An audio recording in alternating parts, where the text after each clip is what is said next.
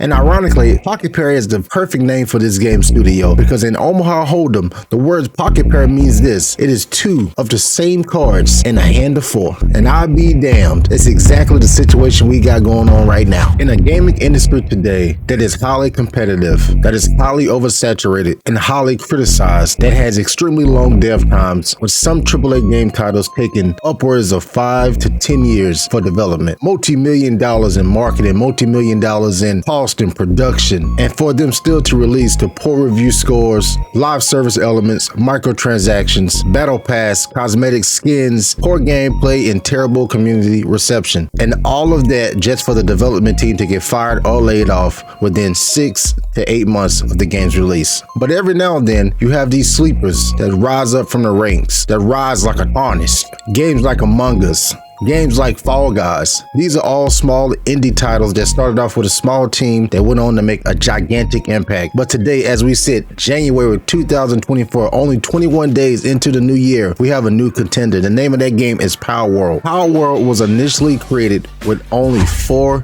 team members. It has upwards of 100 right now. And in 2021, when the first announcement trailer was dropped, the internet went into a frenzy. It looked like Pokemon with guns. What is this fake Pokemon game? Is this game even real? I myself even did a reaction during that time. I did the first ever solid reaction where I reacted to the trailer. I didn't say a single word because I was flabbergasted that this was even a thing. I did not think it was real. But I'm here to tell you right now, as it sits as the #1 game in the world, the #1 most played game in the world, the #1 most top selling game in the world, has over 1.3 million concurrents on Steam right now. The servers literally just crashed over on the Epic Games side just because the traffic and the hype is unbelievable right now. And it's still in early access. It's also on Xbox Game Pass and PC Game Pass. And even with those numbers and stats, it's still not on PlayStation or Nintendo as of this recording right now. So just like you, I had 2 questions initially. Number 1, what the hell is Palworld? Palworld is an open world survival crafting game similar to Ark Survival in Minecraft with elements of Pokemon, with the creatures that look like Pokemon, with a gigantic twist. They can have guns, you can capture humans, you can capture pals, they can rebel against you, they can kill you. It is absolute chaos. But secondly, then most importantly, who created this game? So we dug a little deeper. So the name of the company that created this game is called Pocketpair. The CEO name is Takara Mizobi. It was founded in 2015. That's currently in Shinagawa-ku, Tokyo. And ironically, Pocketpair is the perfect name for this game studio because in Omaha Hold'em, the words Pocketpair means this: it is two of the same cards in a hand of four. And I'll be damned, it's exactly the situation we got going on right now. Now I want to be very clear about this. I am literally in the middle. I'm presenting the information that I found, the information that I think the gaming industry should know, you should know, and you should just be able to come up with a decision for yourself. This is not legal counsel. I'm not a legal specialist. I'm not slandering or libel or defecating.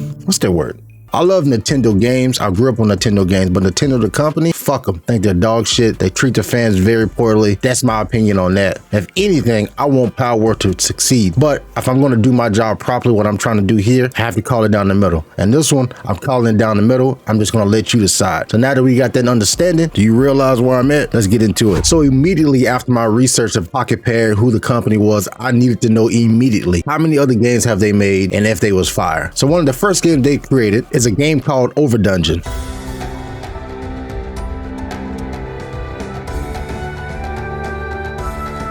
In which this game actually had very positive reviews here on Steam, and I was like, cool. But then I started reading Reddit posts and comments here and there about this game being a copy and paste of another game. I'm not into the deck builder roguelike series at all, so to me, this looks like every game mobile ad that you see on Instagram or TikTok. So it didn't really trigger anything with me, but of course, I kept digging. So I started watching this review from a YouTuber named FreeBWits. He did an unscripted review of Overdungeon. Check this part. Camp, or you can fight a boss monster.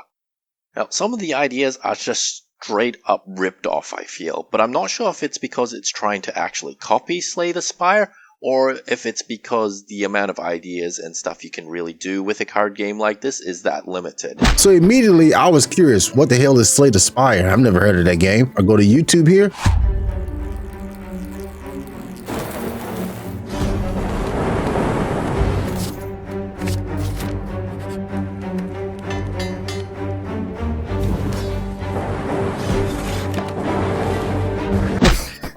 So, for one, kudos on having the balls. First game out the gate, you want to pull something from Nintendo. That's fine. Now, again, I'm not accusing them of copying Slay the Spy. Everyone takes inspiration from everything in gaming nowadays. Trust me, it's a million roguelites. It's a million third-person looter shooter that looks like Gears of War. Everyone takes inspiration from everyone. So there's a difference in taking inspiration and just absolutely one-to-one copying and pasting. I'm not saying that's what they're doing here. Again, I'm just showing you what I found. Next, so after that, they created another game. Now, this one is almost comically obvious. The name of this game is called AI Art Imposter.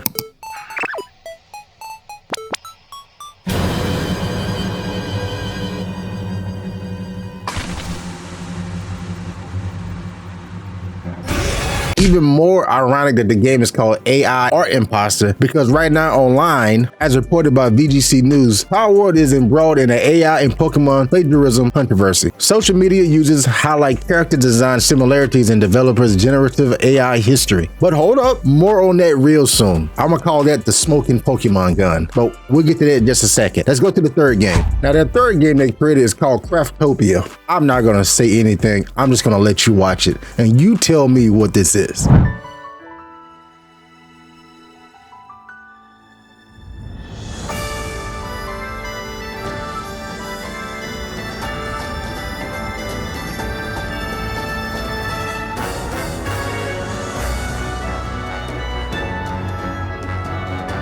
I mean, well, shit. Now, unless you don't have a pulse, obviously, that's heavily inspired by Breath of the Wild. But to be fair, there's a lot of games that's out right now that's been inspired by Breath of the Wild. Half of the games you see now has that Breath of the Wild, but that is virtually identical if you did the squint. What's the squint? Well, I was watching a legal type video from a YouTuber named Video Game Storytime. And again, this is not legal advice as he stated in the video. I will leave it linked down in the description below. Which the judge reiterated very early in the case was not a problem because you can't copyright gameplay.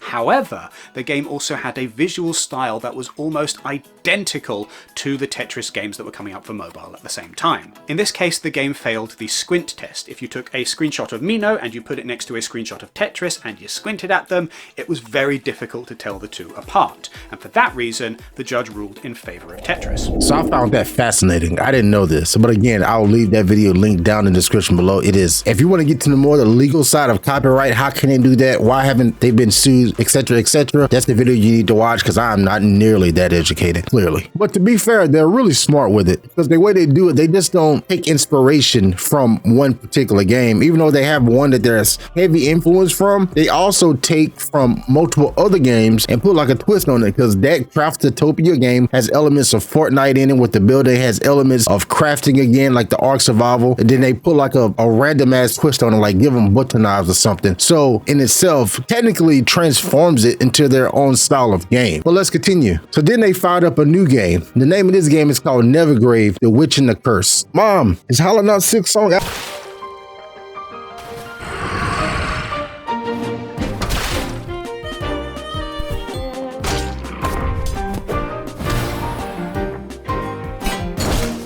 You see what I'm saying? You saw that little Mario Odyssey in there? They take heavy influence from one particular game, then they mix in one or two other game mechanics as well too. Personally, that shit look gas. I love some 2D side-scroller roguelike Metroidvanias right now. So I've showed you all of the game titles that they've created at Pocketpair since 2015. Every single one of those games looks like very popular other games that you and I have played or know about. And there's no different with that than, of course, what we're seeing right now. But Palworld obviously looks like Pokemon. I mean, obviously. In an interview from 2021 with the Gamer website, Palword developers don't know why you think their game is just Pokemon with guns. They said, and I quote, "It's more like Ark Survival involved meets Minecraft meets Dragon Quest meets Rust with some GTA in there."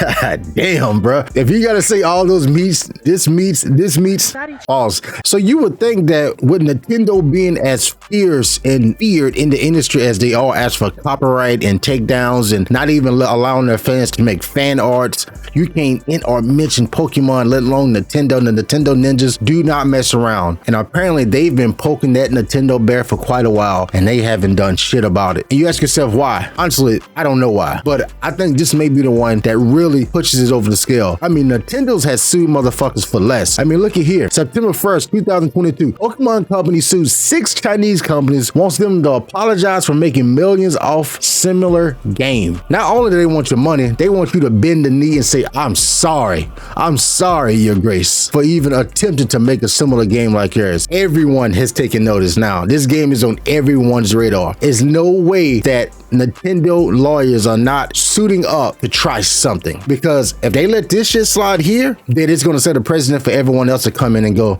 well, I can try to make a Pokemon this. And they've been the iron fist for years. I've gotten copyrighted myself so many times for fucking showing an image of Mario. That's why I don't do Nintendo content on this channel anymore. They do not play. They do not care. So it's interesting, but that's not the biggest controversy. The biggest controversy is the one that's the most hottest topic right now that a lot of us are hating in the game industry. It's AI. Here recently, as I mentioned earlier about the VGC news article that Palword embroiled in the AI and Pokemon plagiarism. Now, even though there's a lot of excitement and support and cheers around this little independent studio that's popped off and did something that most of these AAA companies can't do organically, there's also a lot of people on the other side of it saying, hey, this is a ripoff. This is a blatant copy. Some people came out and said, no, they've used generative AI to create these Pokemon. It's copyright from this reason, for that reason. And of course, I did a little more digging because I can't help myself. So as you know, the internet never dies. And again, as reported from VGC, they found out that one of Pocketpair's CEO's ex-posts from 2002 discussed how he believed generative AI tools can one day be sophisticated enough to avoid copyright issues. And another potentially more damaging post, 2021, Mozobi showed how AI could be used to generate new Pokemon designs. However, some would believe if this was indeed the case, it could explain the similarities with the game's design, especially since Palworld was made by a mostly inexperienced team, many of whom are amateurs before being hired. One team member Mozomi has claimed was even previously working in a convenience store. So they got gas station clerks out here making games that's #1 in the world right now. Especially if you're a game dev, you've been in the industry 20, 30 years, and you hadn't had a game to pop off yet. I'll be punching air, son. But seriously though, some of the AI technology that you can use right now is fascinating. I've been testing using AI from a lot of my thumbnails. Even this thumbnail you click on this video was probably made with AI to make it even like more of an Easter egg point. Like in particular, this website here, deepai.org. I type in Pokemon, and you can do this over and over to get you whatever kind of designs that you want to make, just no matter what. But some AI, you see this? What the hell is this? But boom, all of a sudden, I got me a pal right there. That's my new pal. I'm gonna call him Buzzy. Buzzy the pal. I'm gonna put a freaking AR-15 in his hand and say, hey, go capture me a human and water my plants right here. That's how easy it is. Copyright restrictions, meaning if you type in Pokemon to one, then they can't generate an image that even looks similar to this because it infringes. Again, this is me giving some bro talk. Infringes on what looks like a Pokemon. But now Steam has rules that a company has to state whether they've used AI in their gaming process, which is still, I believe, similar to the honor system, because so many games I know for a fact probably use AI that didn't mention it or haven't mentioned it. Will Nintendo have a case? Well, that's not for me to decide. That's not for you to decide. That's for the freaking lawyers, whoever else to decide. But it's scary to think about that, because if a small indie studio like that can come out of nowhere and allegedly use AI to build something that's in early access that costs a fraction of a typical full AAA game that's in 2024 with a percentage of a AAA team, a gas station clerk is just some regular folk that make a game like this, to make the server stable, to take over Steam, to take over the gaming world in a span of days. We could be in fucking trouble. I found this post on Steam from a member named Sly Scale, and I thought this statement summed up how most of us feel, and I'm going to read it. 7. From 2017, when Ark Survival Evolved and Minecraft were big, to today, that's 14,600 man hours and $500,000 per employee.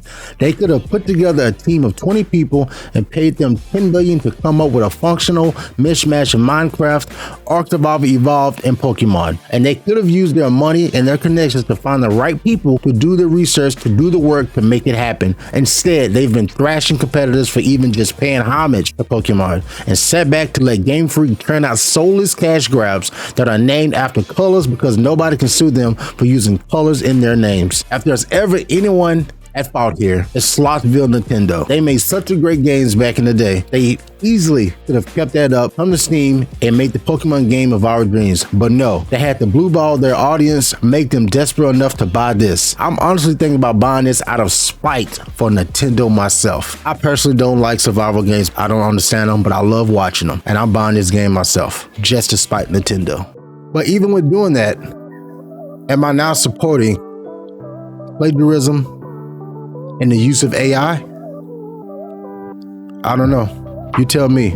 But hey, I'm just a mid-level YouTuber. What do I know? That's just a theory. That right there, that is incredible. That's the note that I want to leave on.